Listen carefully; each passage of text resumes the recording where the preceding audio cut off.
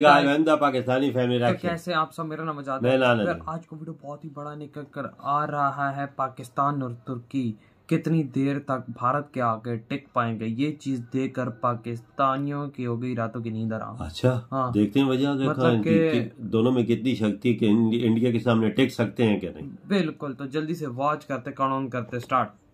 दोस्तों, भारत की वैल्यू जैसे जैसे विश्व मंच पर बढ़ती जा रही है, वैसे वैसे भारत के विरोधी देशों की संख्या भी तेजी से बढ़ रही है, क्योंकि भारत अब एक गुट निरपेक्ष देश होने की बजाय अपने इंटरेस्ट के अकॉर्डिंग भारत की नीतियों को सपोर्ट करने वाले व उसका विरोध करने वाले देशों के साथ स्पष्ट तौर पर संबंध बनाने लगा है।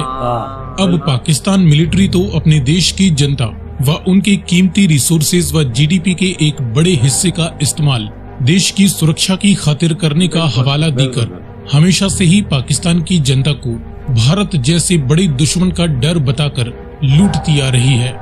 तो वहीं अब तुर्की भी पाकिस्तान के साथ खड़े होकर न सिर्फ भारत के खिलाफ पाकिस्तान की मिलिट्री को अपने हथियार बेच रहा है, बल्कि तुर्किश डिफेंस इंडस्ट्रीज के कई हथियार सीधे सीधे भारतीय डिफेंस इंडस्ट्रीज के कई हथियारों को खुली टक्कर देते हुए एक दूसरे के कस्टमर देशों की भी अपनी ओर करने की खींचातानी में लगे हुए हैं। अब भारत और पाकिस्तान के बीच जो लंबे समय से एक अपकमिंग वॉर की संभावना बनी हुई है, जिसके दौरान भारत को या तो पाकिस्तान या चाइना दोनों के ही साथ एक ही समय पर युद्ध का सामना करना पड़ सकता है, या फिर पाकिस्तान और तुर्की एक साथ मिलकर भारतीय मिलिट्री के सामने एक तगड़ी चुनौती किसी भी समय पेश कर सकते हैं, जिसके लिए इंडियन मिलिट्री काफी तेजी से अपने आप को तैयार करने की कोशिश कर रही है। लेकिन यदि बात करें वर्तमान समय की ही, तो ऐसे में पाकिस्तान व तुर्किश मिलिट्री की कंबाइंड पावर के सामने इंडियन मिलिट्री कितने पानी में है, ये जानने के लिए आइए करते हैं पाकिस्तान व तुर्की की कंबाइंड मिलिट्री पावर के सामने इंडियन मिलिट्री की वर्तमान टोटल फायर पावर के बीच एक क्विक कंपैरिजन। लेकिन वीडियो में आगे बढ़ने से पहले आपके लिए एक सवाल, बैरख्तर अकेंसी किस देश का अनमैन्ड एरियल व्हीकल ड्रोन है, तुर्की या ईरान? यदि आपको इसका जवाब मालूम है तो कमेंट में लिखकर बताएं। साथ ही जानकारी पसंद आए तो वीडियो को लाइक एंड शेयर करते हुए चैनल को सब्सक्राइब करना ना भूलें। अब चलिए शुरू करते हैं इनके बीच कुछ बेसिक फैक्ट्स के आधार पर कंपैरिजन से। इसमें शुरुआत करें टोटल कंबाइंड एरिया से, तो तुर्की और पाकिस्तान दोनों ही देश मिलकर टोटल दुनिया का 15.8 लाख स्क्वायर किलोमीटर का एरिया कवर करते हैं।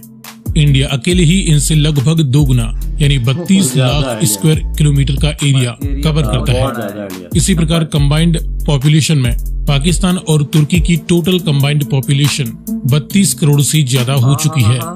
इंडिया की करंट पॉपुलेशन दुनिया में सबसे ज्यादा है, जो कि 142 करोड़ का भी आंकड़ा पार कर चुकी है। नॉमिनल जीडीपी की बात करें तो तुर्की और पाकिस्तान की total nominal GDP 1.3 trillion dollar value से भी ज्यादा की आंकी जा रही है। वर्तमान समय में भारत की nominal GDP 3.7 trillion dollar value की हो चुकी है।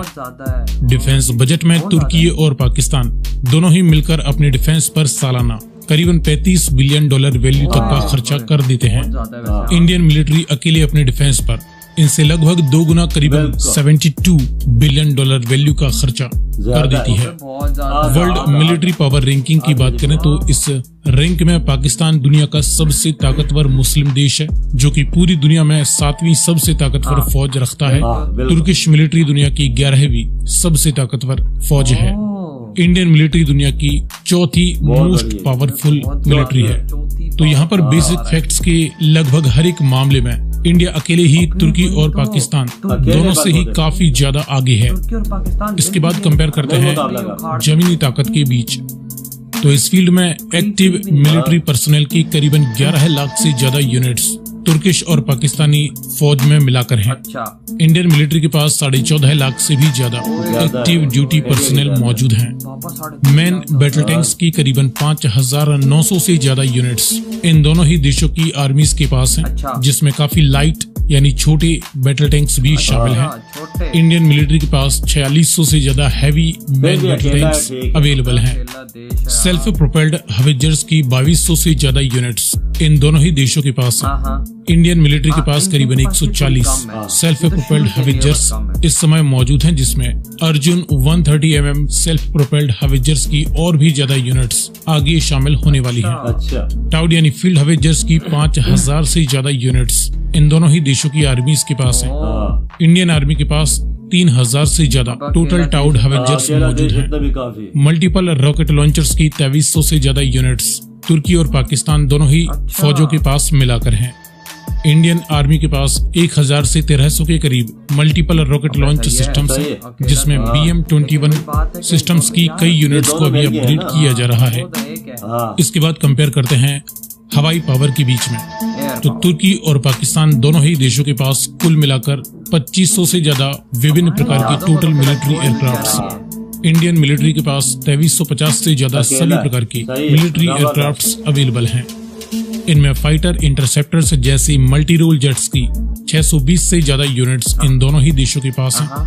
इंडिया के पास 550 से ज्यादा विभिन्न प्रकार की मल्टी रोल जेट्स अवेलेबल हैं। डेडिकेटेड अटैक्स के लिए ground attack and bomber aircrafts की 140 से ज्यादा यूनिट्स तुर्की और पाकिस्तान के पास हैं।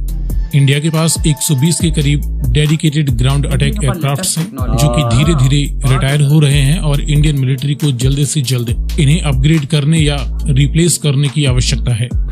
कॉम्बैट यानी अटैक हेलीकॉप्टर्स की 200 से ज्यादा यूनिट्स तुर्की और पाकिस्तान के पास हैं। इंडिया के पास करीबन 130 कॉम्बैट यानी अटैक हेलीकॉप्टर्स हैं, जिसमें आगे नंबर्स और भी बढ़ने वाले हैं। मास डिस्ट्रक्शन के न्यूक्लियर वारहेड्स की 170 यूनिट्स तुर्की और पाकिस्तान में अकेले पाकिस्तान के पास है। यह आंकड़ा गुप्त रूप से और भी ज्यादा हो सकता है। तुर्की के पास अपना खुद का कोई न्यूक्लियर वारहेड नहीं है। इंडिया के पास भी करीबन 160 के आसपास न्यूक्लियर वारहेड्स होने की संभावना है और इंडिया भी इसके नंबर्स किसी भी समय बढ़ा सकता है। इसके बाद बात करें नेवल पावर के बीच कंपैरिजन की, तो इस फील्ड में बड़े एयरक्राफ्ट कैरियर्स तुर्की और पाकिस्तान दोनों ही देशों में किसी के भी पास नहीं है। इंडिया के पास 2 हैवी एयरक्राफ्ट कैरियर्स हैं। हेलीकॉप्टर कैरियर्स की भी कोई यूनिट्स तुर्की और पाकिस्तान के पास नहीं है। हालांकि तुर्की के पास एक ड्रोन कैरियर शिप मौजूद है, जिसे ये हेलीकॉप्टर कैरियर के तौर पर भी इस्तेमाल कर सकते हैं। इंडियन नेवी के पास कोई डेडिकेटेड हेलीकॉप्टर कैरियर शिप नहीं है। दुश्मन की समुद्री ताकत को ध्वस्त करने के लिए डिस्ट्रॉयर शिप्स की फिलहाल कोई यूनिट तुर्की या पाकिस्तान नेवी के पास नहीं है।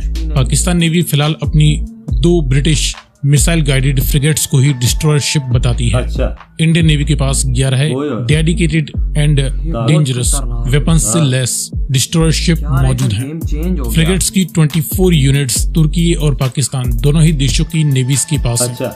इंडियन नेवी के पास फिलहाल 12 एक्टिव फ्रिगेट शिप्स मौजूद हैं। कॉर्वेट्स की 11 यूनिट्स जहां तुर्की और पाकिस्तान दोनों ही देशों के पास हैं। इंडियन नेवी के पास फिलहाल 19 कॉर्वेट शिप्स मौजूद हैं। समंदर के गुप्त हथियारों में सबमरीन्स की 20 यूनिट्स इन दोनों ही देशों की नेवीज के पास हैं। इंडियन नेवी के पास करीबन 18 सबमरीन्स मौजूद हैं। सो फ्रेंड्स, इस प्रकार ये रही इंडियन मिलिट्री की करंट फायर पावर। तुर्की और पाकिस्तान दोनों। इधर हुई ये वीडियो खत्म। यार मैं एक बात करूं, मतलब कि हम दोनों देश मिलकर भी भारत का कुछ नहीं बिगाड़ पाएंगे, क्योंकि देखो अब जिस तरह तुर्की और पाकिस्तान हमने अपनी सारी चीजें तो डिप्लॉय तो नहीं कर देनी कि चलो एक वॉर, यूं सोचो वॉर हो रही है जी, तुर्की पाकिस्तान अपनी सारी चीजें तो भिजवाएगा नहीं। अपने देश के अंदर भी कुछ रखना है, प्रोटेक्शन के लिए रखना है। तो भाई भारत तो अकेला देश है, भारत को क्या डर, भारत तो सारी चीजें अपनी अटैक पे फेंक सकता है। बिल्कुल फेंक सकता है। और भाई जो इनके पास पावर है, मैं कहता हूँ जितनी भारत के पास पावर है, हमारे अगर ये दोनों अपनी फौज भी मिला ले, जमीनी भी मिला ले ना, उनके पास इतनी है, ज्यादा है उनके पास बहुत ज्यादा है। और पापा जो उनके पास रिजर्व है वो भी ज्यादा है। उनके पास लेटेस्ट टेक्नोलॉजी हर चीज ज्यादा है वजह। उनके पास पैसा है भाई। क्या पाकिस्तान और तुर्की के पास इतना पैसा है? भारत के पास $600 बिलियन है। उस वॉर होती है, उसने $100 बिलियन फेंक दिया ना मार्केट में। ऐसा ऐसा हथियार उसके पास आ जाएगा कि हमने कभी मैं कहता हूँ कि 7 जन्म में भी नहीं सोचा होगा कैसे हथियार। जो उस पास समुद्री 2 बेड़ी बेड़े वही काफी है। उनके 2 दो एयरक्राफ्ट कैरियर पे देखो 36 जहाज 30 जहाज होते हैं, 60 जहाज उड़ता है तो बर्बादी कर देगा, बिल्कुल बर्बादी ना फ्रिगेट काम आती है किसी की तरह। और जो उनके पास जो 11 डिस्ट्रॉयर्स हैं और हमारे पास कुछ नहीं, वो डिस्ट्रॉयर्स ऐसा है कि वो अगले पे काल बंद सबमरीन है जो, हमारे पास न्यूक्लियर कोई नहीं है, भारत के पास है, भारत के पास है न्यूक्लियर मिसाइल। यार इंडिया आगे हिसाब से देखा जाए तो हम दोनों भी साथ मिल जाए ना, मुकाबला इंडिया के साथ नहीं करेंगे, बहुत बड़ा मुल्क है, वो तो है, उनके पास एडवांस टेक्नोलॉजी, टैंक्स वगैरह की बात की जो उसमें पाकिस्तान तुर्की उस लिहाज से आगे जा रहे हैं और थोड़ी बहुत चीजों में हम लोग आगे जा रहे थे, लेकिन अब जाहिर बात है लड़ाई होती है, सारी चीजें तो नहीं फेंकती है ना, वजह टैंकों का मुकाबला जमीन पे होता है ना, यही बात है, टैंकों का मुकाबला जमीन पे होता है। कोई ये जो होता है कि फजाई होता है, फजाई में इंडिया आगे है, बिल्कुल भाई, उसके पास जो 36 राफेल है वही काफी है, बिल्कुल, वो तो बहुत आपको पता है एडवांस टेक्नोलॉजी फ्रांस की, बिल्कुल हर चीज है, और फिर वो भारत के तरीके से तैयार हुआ, भारत के पाकिस्तान के पास सारे चाइना के। यार देखो मैं एक सच्ची बात करूंगा, भारत के पास इतना पैसा है कि मतलब मैं बता नहीं सकता, बिल्कुल, क्योंकि $600 बिलियन का रिजर्व, वही बात है $100 बिलियन भी मार्केट में हथियारों के लिए उसने फेंक दिया ना, तो जहाजों की लाइनें लग जाएंगी, बिल्कुल बिल्कुल बिल्कुल, टैंकों की लाइनें लग जाएंगे, अमेरिका बोलेगा या फ्रांस बोलेगा, रशिया बोलेगा, अच्छा ये बात है, रातों रात तुम्हारे पास आ रहे हैं, कितने माजे भी क्यों है इंडिया में, बिल्कुल भाई, तो यार बिल्कुल भाई बिल्कुल, तो यार आप लोग बताएं आपके क्या थॉट है इस बारे में। इधर ये वीडियो खत्म करते तो